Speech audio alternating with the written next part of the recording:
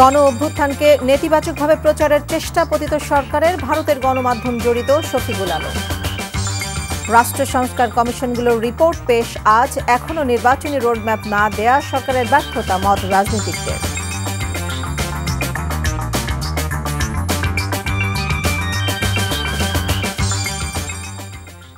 আসসালামু আলাইকুম। নাজনীন আহমেদ স্বাগত জানাচ্ছে এনটিভি দুপুরের খবরে। ক্রাউন সিমেন্ট শিরোনাম দেখছিলেন, এবারে পুরো খবর। বৈষম্য বিরোধী ছাত্র আন্দোলন আলাদাভাবে কর্মসূচি পালন করার কথা রয়েছে। কর্মসূচির স্থলে আছেন আমাদের গাজীপুরের স্টাফ করেসপন্ডেন্ট নাসির আহমেদ। নাসির, ছাত্র আন্দোলন কি শুরু হয়েছে? কর্মসূচি, তাদের যে কর্মসূচি আজকে ছিল, এটা কি শুরু হয়েছে কিনা জানাবেন। নাজনীন, সভা সমাবেশ, বিক্ষোভ মিছিল সহ সকাল 11টা থেকেই তাদের কর্মসূচি মূলত শুরু হয়েছে। তারা প্রথমে রাজবাড়ী অর্থাৎ ডিসি অফিসের গেটের সামনে তারা অবস্থান নিয়েছিল, পরে এখান থেকে রাজবাড়ী মাঠে তারা সমাবেশ করেছে, প্রতিবাদ সমাবেশ করেছে। পরে তারা গাজীপুর জেলা প্রশাসকের কার্যালয় থেকে শুরু করে জয়দেবপুর বাজার রেল গেট পর্যন্ত তারা বিক্ষোভ মিছিল করেছে এবং মিছিল শেষ করে এখন এখানে চলতেছে বিক্ষোভ সমাবেশ। এখন তারা এই বিক্ষোভ সমাবেশে নেতৃবৃন্দ বিক্ষোভ মিছিল শেষে তারা প্রতিবাদ সমাবেশ করছে। প্রতিবাদ সমাবেশে তারা এখনো দাবি করছেন যে যারা আহত আছেন বা যারা মুমূর্ষু অবস্থায় ঢাকা মেডিকেল কলেজে আছেন, তাদের যে হামলাকারী যারা, তাদেরকে গ্রেপ্তার করে দৃষ্টান্তমূলক শাস্তির আওতায় আনার জন্য তারা দাবি করছেন। এর পাশাপাশি যারা হামলাকারী ইন্ধন দাতা হিসাবে চিহ্নিত, অর্থাৎ সাবেক মেয়র জাহাঙ্গীর আলম, আকম মুজামিল হক সহ যারা গাজীপুর নেতৃবৃন্দ আছেন, যারা ওই হামলাকারীদেরকে ইন্ধন দিয়ে থাকেন, যারা তাদেরকে দ্রুত গ্রেপ্তার করে এই আইনের আওতা আনার জন্য এই ছাত্র নেতৃবৃন্দ তারা দাবি করে চলেছেন। এখানে রয়েছেন বৈষম্য বিরোধী ছাত্র নেতৃবৃন্দ, রয়েছেন নাগরিক কমিটির নেতৃবৃন্দ সহ বিভিন্ন সংগঠনের নেতৃবৃন্দ এখানে রয়েছেন। প্রত্যেকের দাবি যে শুরু থেকে যদি আইন শৃঙ্খলা রক্ষাকারী বাহিনী শক্ত ভূমিকা নিতেন, তাহলে হয়তোবা গত রাতের মতো এরকম আক্রমণ এবং এতগুলো ছাত্র আহত হওয়ার ঘটনা ঘটতো না। তাই তাদের মূল দাবি রয়েছে যে প্রশাসন যাতে শক্ত ভূমিকা রাখে এবং প্রশাসনের দুর্বলতার সুযোগ তারা নিচ্ছে, এটাই দাবি করছেন, যার জন্য তারা প্রশাসনের অপসারণ দাবি করছেন এবং এই হামলাকারীদের গ্রেপ্তারের দাবি করছেন। এই ছিল গাজীপুরে ছাত্র বিক্ষোভের কর্মসূচি। নাজনীন, জানছিলাম বৈষম্য বিরোধী ছাত্র আন্দোলনের বিক্ষোভের খবর। প্রধান উপদেষ্টার প্রেস সচিব শফিকুল আলম বলেছেন, জুলাই আগস্ট গণ অভ্যুত্থানকে বিশ্বব্যাপী ভিন্নভাবে উপস্থাপন করতে পতিত সরকার ষড়যন্ত্র করে যাচ্ছে। এর সাথে ভারতের গণমাধ্যমও জড়িত বলে মনে করেন তিনি। আর বিএনপির সিনিয়র যুগ্ম মহাসচিব রুহুল কবির রিজভী বলেছেন, গণতান্ত্রিক দেশ হিসেবে ভারত এখন যে আচরণ করছে তা আশা করা যায় না। আজ জাতীয় প্রেস ক্লাবে দ্রোহের গ্রাফিতি বইয়ের প্রকাশনা উৎসবে তারা এসব কথা বলেন। রিপোর্টে আরও জানাচ্ছেন হাসান জাভেদ। জুলাই আগস্ট ছাত্র জনতার গণ অভ্যুত্থান সফল করতেই শুধু আন্দোলনই নয়, গ্রাফিতিও অনন্য ভূমিকা রেখেছিল, যা এখনও সারা দেশের দেয়ালে দেয়ালে দৃশ্যমান।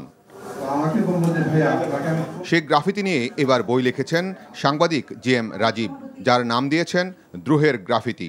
বইটির প্রকাশনা উৎসবে এসব গ্রাফিতির নানা দিক তুলে ধরেন বক্তারা। এ সময় প্রধান উপদেষ্টার প্রেস সচিব শফিকুল আলম বলেন, গণ অভ্যুত্থান সফল হলেও একে ভিন্নভাবে উপস্থাপনের ষড়যন্ত্র চলছে। আওয়ামী লীগ এবং পতিত স্বৈরাচার, চোরতন্ত্রের জননী, গুমের জননী, তারা চাচ্ছেন বাংলাদেশকে, এই যে ন্যারেটিভকে তারা চ্যালেঞ্জ করতে চাচ্ছেন। বারবার আপনি ওদের মেসেজগুলো দেখেন, 3000 পুলিশ মারা গেছে, ওদের মাঝে ইউনূস হচ্ছে জঙ্গি লিডার, ইউনূসকে ঘিরে আছে কারা? জঙ্গি লিডার। এটা কেন করছে জানো? এটা খুবই ওয়েল অর্কেস্ট্রেটেড ক্যাম্পেইন এবং এটা ইন্ডিয়ান মিডিয়াও এটার সাথে জড়িত। তারা মিলিয়নস অফ ডলার খরচ করছে এই হাসিনার অলিগার্কগুলো। সে একটা নতুন ন্যারেটিভ তৈরি করতে চাচ্ছে, ওয়ার্ল্ডে বুঝাইতে চাচ্ছে যেই তুমি যেটাকে গণ অভ্যুত্থান বলতেছো সেটা আসলে গণ অভ্যুত্থান না। শফিকুল আলমের বক্তব্যকে সমর্থন করে বিএনপির সিনিয়র যুগ্ম মহাসচিব রিজভী আহমেদ বলেন, আওয়ামী লীগের লোকজন এখনও হত্যার হুমকি দিচ্ছে। সবাইকে পতিত সরকারের ষড়যন্ত্রের বিরুদ্ধে সজাগ থাকারও আহ্বান জানান তিনি। যে আমার অবাক লাগে যে ভারতের মতো একটি গণতান্ত্রিক দেশে এমন নির্লজ্জের মতো ওখানকার মিডিয়া, কিছু সাংবাদিক ওই একই ধরনের বয়ান তৈরি করছে। শেখ হাসিনা যেমন করেছেন, সে এক ফ্যাসিস্টের পক্ষ অবলম্বন করে বয়ান তৈরি করছে। এবং একটা গণতান্ত্রিক রাষ্ট্র এবং সমাজের যে বিকাশ হওয়ার সম্ভাবনা যেটা তৈরি হয়েছে, এটা কোনোভাবেই তারা করছেন না, কি বলে, এটা সহ্য করতে পারছেন না। শুধুমাত্র শেখ হাসিনার মুক্তি, এটা কেন? এটা একটা গণতান্ত্রিক দেশের কাছ থেকে তো আমরা এটা আশা করতে পারি না। রিজভী আরও বলেন, কোনোভাবেই ইউনূস সরকারকে ব্যর্থ হতে দেয়া যাবে না, তবে গঠনমূলক সমালোচনার মাধ্যমেই গণতান্ত্রিক পরিবেশ ফিরিয়ে আনতে হবে। Hasan Javed, NTV news, Dhaka.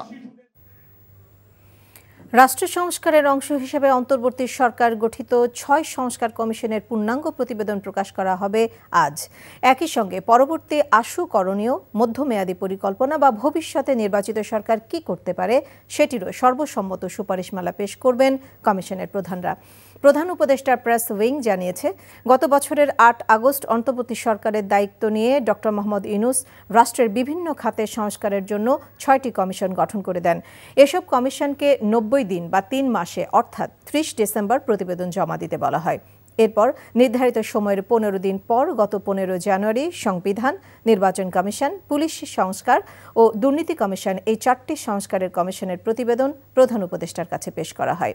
সরকারের পক্ষ থেকে জানানো হয়েছে, সংস্কার কমিশনের পূর্ণাঙ্গ প্রতিবেদন ও সুপারিশমালা রাজনৈতিক দল ও গণ অভ্যুত্থানের পক্ষের শক্তিগুলোর কাছে পাঠানো হবে আজ।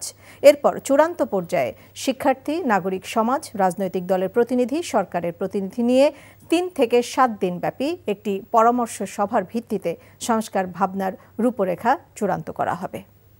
শেখ হাসিনা দালাই লামা নন, ভারতের উচিত তাকে সমর্থন না দেয়া, এই শিরোনামে একটি প্রতিবেদন প্রকাশ করেছে ভারতীয় গণমাধ্যম দ্য প্রিন্ট।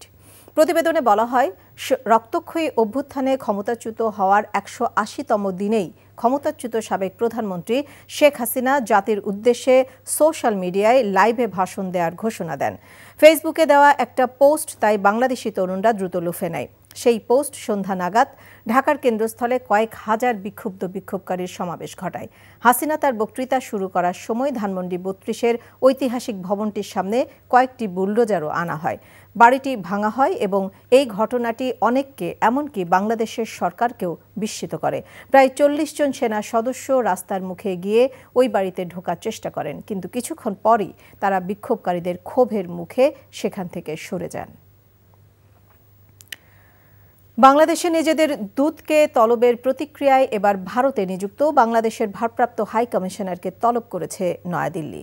শুক্রবার ভারপ্রাপ্ত হাই কমিশনার নুরুল ইসলামকে তলব করা হয়। তলব সংক্রান্ত এক বিবৃতিতে ভারতের পররাষ্ট্র মন্ত্রণালয় জানায়, বাংলাদেশের অভ্যন্তরীণ শাসন সংক্রান্ত বিষয়ে ভারতকে নেতিবাচকভাবে উপস্থাপন করা হচ্ছে। ৫ই ফেব্রুয়ারি শেখ হাসিনার অডিও ভাষণ নিয়ে দিল্লি বলছে, হাসিনা ভাষণ দিয়েছেন নিজস্ব ব্যবস্থাপনায়, তার মন্তব্য ব্যক্তিগত অবস্থান থেকে দেয়া। ভারত সরকারের অবস্থানের সঙ্গে এটিকে মিলিয়ে দেখার সুযোগ নেই। এর সাথে ঢাকা দিল্লির দ্বিপক্ষীয় ইস্যুর সম্পর্ক নেই। এর আগে এক বিবৃতিতে শেখ মুজিবুর রহমানের বাড়ি গুঁড়িয়ে দেওয়ার নিন্দা জানায় Bharat. Run for unity, run for humanity প্রতিপাদ্য ধারণ করে অনুষ্ঠিত হল ঢাকা আন্তর্জাতিক ম্যারাথন ২০২৫। ভোর ৫টায় রাজধানীর ৩০০ ফিটে শুরু হওয়া এই ম্যারাথনের অংশ নেয় ১০,০০০ দৌড়বিদ। এছাড়াও 10টি দেশ হতে বিদেশি ম্যারাথনার অংশ নেন। 5টি ভিন্ন ক্যাটাগরির মধ্যে ফুল ম্যারাথনে 4 লাখ, হাফ ম্যারাথনে 3 লাখ ও সাধারণ ক্যাটাগরিতে 1 লাখ টাকা প্রথম পুরস্কার দেওয়া হয়। সমাপনী অনুষ্ঠানে পুরস্কার তুলে দেন সেনাবাহিনী প্রধান জেনারেল ওয়াকারুজ্জামান। বলেন, এই ধরনের আয়োজনে তরুণ প্রজন্মকে অপরাধমূলক কর্মকাণ্ড থেকে দূরে রাখবে, পাশাপাশি শারীরিক সুস্থতা বৃদ্ধি করবে। আগামীতে প্রতিটি জেলায় এই উদ্যোগ ছড়িয়ে দিতে তারা কাজ করছেন বলে জানান তিনি।